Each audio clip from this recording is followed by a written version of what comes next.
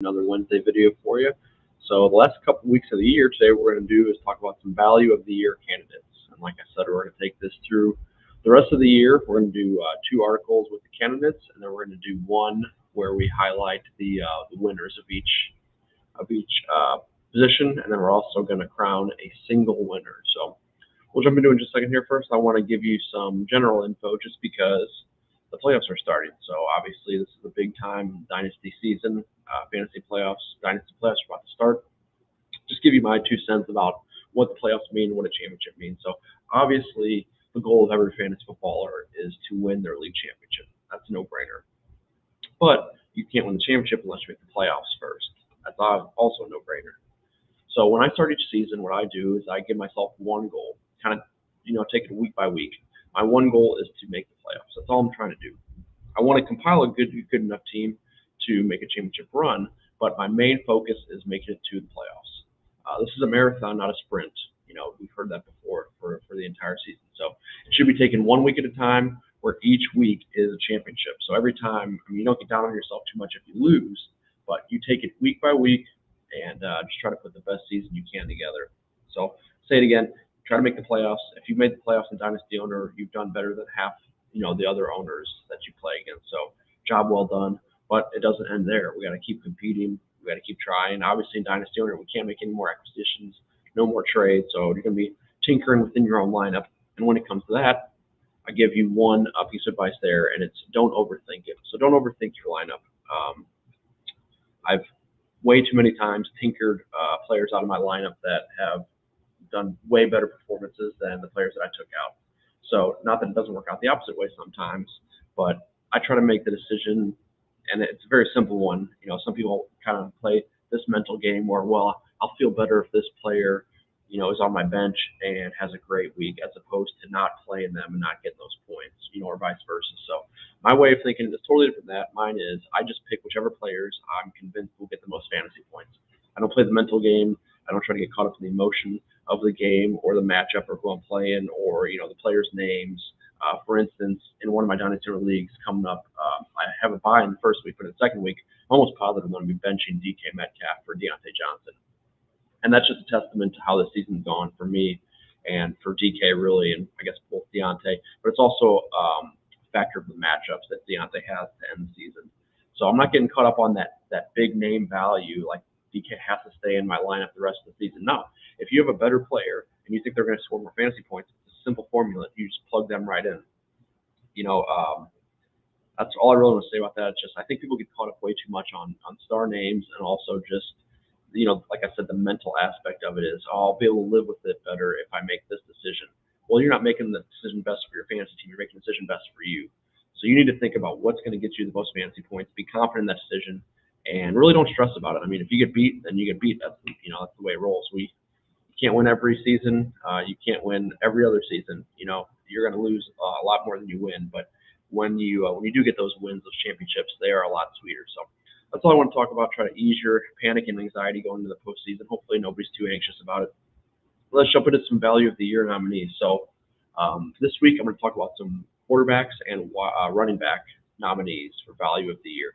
So these players, they're all going to be in the top 20 of fantasy points for Dynasty Owner, and they're also going to be in the top 10 in terms of Dynasty dollar per fantasy point. So we've got kind of the value metric along with the fantasy points. So let's jump into it.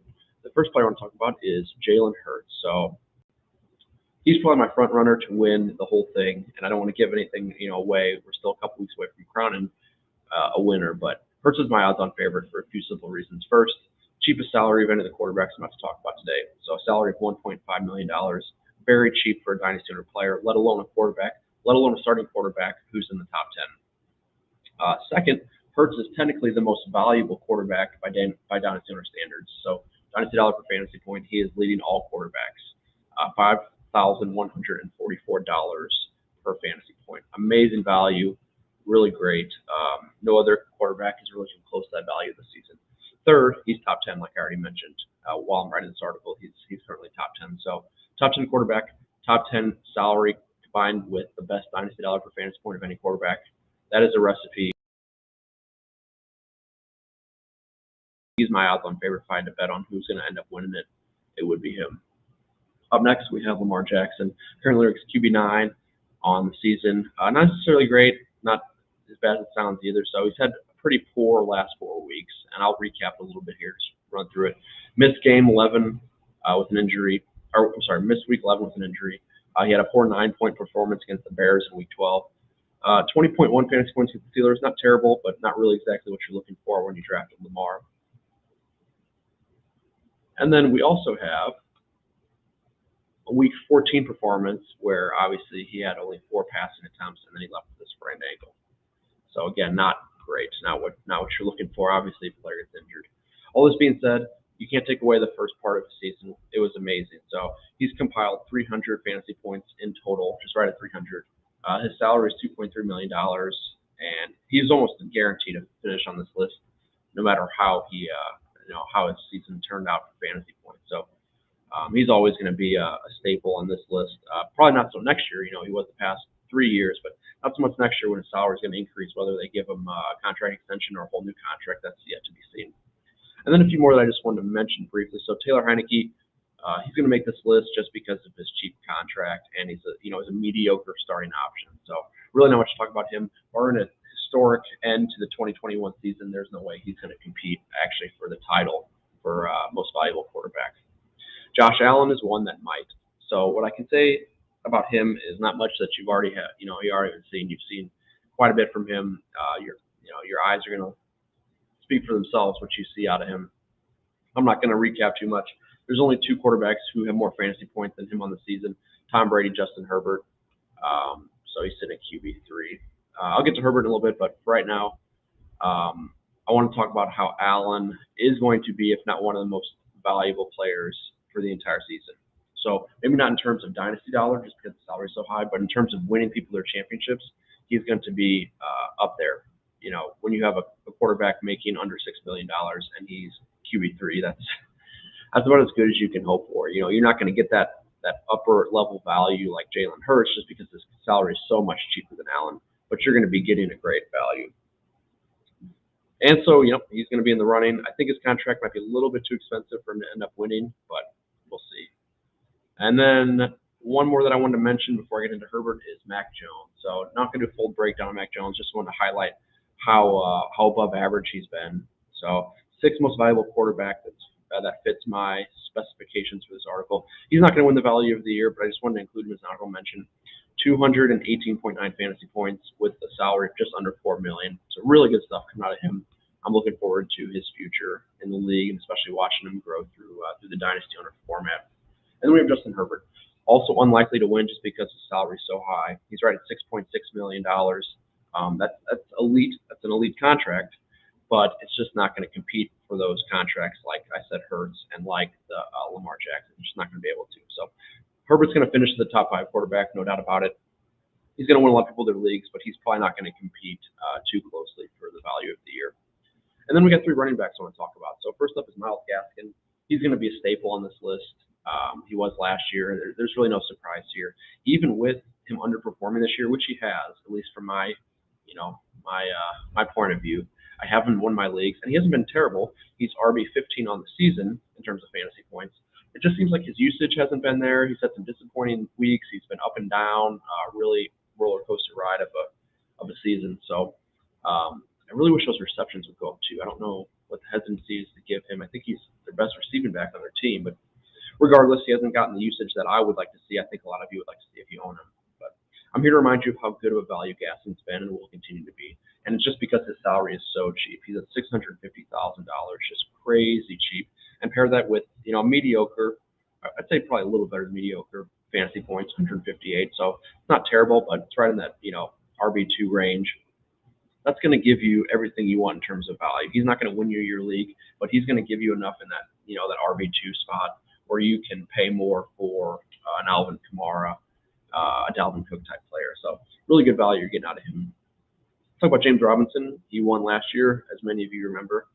He's trying to repeat as second time value of the year. So what he did in 2020 was not only unexpected, obviously, but it's just amazing what he did as a rookie. Came out of nowhere with the Leonard Fournette release. So it was really amazing what he was able to do. He hasn't really seen that as much volume or efficiency really compared to last season. When you look at this season, his salary is $763,000. There was room for regression with that value built into it just because of his low salary, and he did regress, but he's still going to be a top tier value just because he's starting running back. He is getting volume, although not as much as he was, the year previously.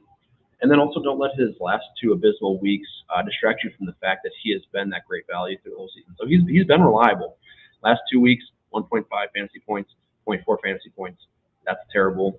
I know, I get it. It's not what you're looking for. But when you look at the season as a whole, he's been there. He's been right up there with Gaskin and with this other player that I'm going to talk about right now, and that is the elephant in the room, Jonathan Taylor. So, you're probably asking yourself, well, how's Jonathan Taylor not automatically going to win it? The reason's simple. It's his salary. So he's far and away the running back one in the season. He will end up as a running back one. Probably would have been Henry's to lose if he'd have stayed healthy, but Taylor has run away with that race. He's going to be the running back one in terms of fantasy points. But when it comes to value, I just don't know if it's exactly there. So he's making just under $3 million and a great value, no doubt. I'm not saying he's not a great value, but when you're talking about the tier of James Robinson, Myles Gaskin type players, that increase in salary. So he's making, so he's just under $2 million. He's making about 3 times as much as Gaskin and about 2.5 times as much as James Robinson. That's really hard to make up on the fantasy point side of it, just because he's making so much more money. Regardless, he's by far the most expensive salary of these running backs. Like I already said, triple Gaskins, more than double Robinson. So yes, there is no other running back I would want going in my fantasy playoffs. There's no doubt about it. He's going to win people leagues in the same way that I talked about Allen and Herbert. He's going to win people leagues. He's going to be competing for value of the year. I just don't see it, technically going down the way that it should because his salary is so high. If we're going from a technical dynasty dollar per fantasy point, he's definitely not going to win. But we'll see. How the season ends up and if we can work some magic to get him into that top spot. Anyway, that's all I want to talk about. I hope you enjoyed these articles. I really like writing about this, about the value things, and especially dynasty value per fantasy point. It's not a perfect metric, but it's a really good thing that we have your dynasty owner try to showcase some of the value that these players have. So that's where I'm going to leave you with this article. Next week, we're going to talk about some wide receivers, some tight ends, and then the week after that, we're going to give you your winners for all four positions, and then we're also going to talk about the overall value of the year. So total thing, whoever wins, it's going to be a big award, and I hope you guys enjoyed it. So I appreciate you reading. Go ahead, read the article if you haven't. Thanks for watching the video, and then follow me at Twitter, Dynasty Owner, Dynasty Jerk, and then follow us on Twitter, Dynasty Owner as well. So appreciate everybody listening.